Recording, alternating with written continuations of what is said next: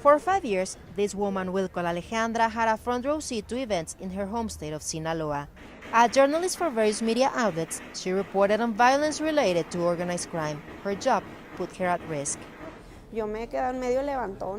I have been in the middle of kidnappings, shootings. I saw a victim of murder attempt. The armed group came back and took the person away in front of the local police and reporters.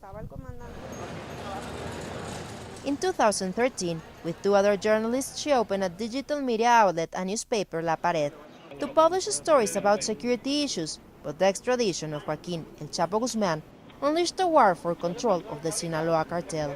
That made her job more and more dangerous every day. The breakup was so harsh, and executions, vendettas, and acts of treason between the two groups began.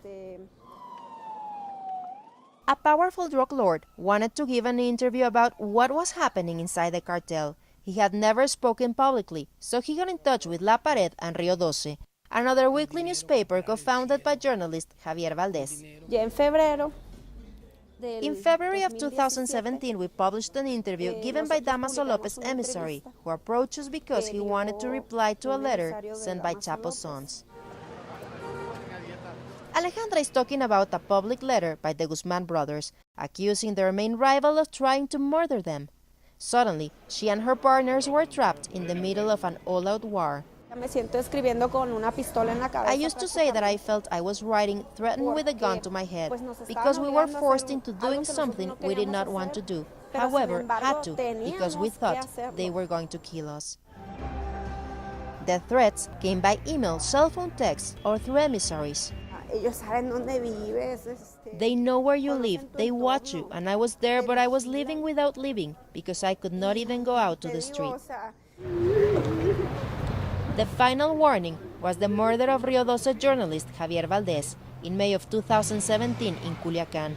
He was intercepted by men with masks and dragged out of his car and shot him 12 times, only blocks away from the paper.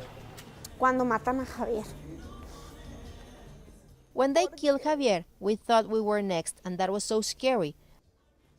I was afraid they would harm my children. That was my biggest fear, that if they could not find me, they would go after my children. To preserve her life, the federal mechanism to protect human rights activists and journalists pulled Alejandra out from Sinaloa.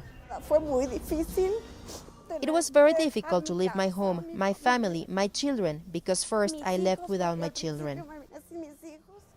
Between December of 2006 and November of 2018, civil organization CIMAC registered 533 cases of violence against female journalists. 6 of them were killed.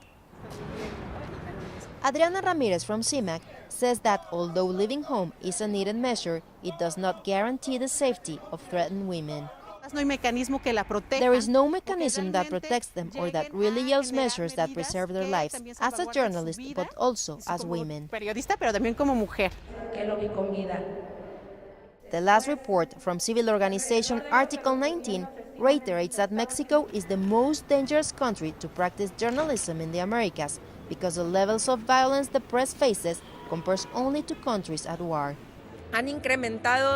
We see how the threats and aggressions against women journalists have significantly increased. We documented a 500% increase since Enrique Peña Nieto's period.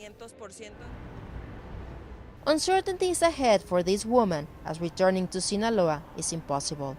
I don't know when I will be able to go back, because we were threatened by high-ranking members of the cartel. Imagine, when are they going to be caught? There is no deadline. Alejandra is still fighting for the rights of threatened women journalists. In Mexico City, Paulina Gómez Bulchiner, U News.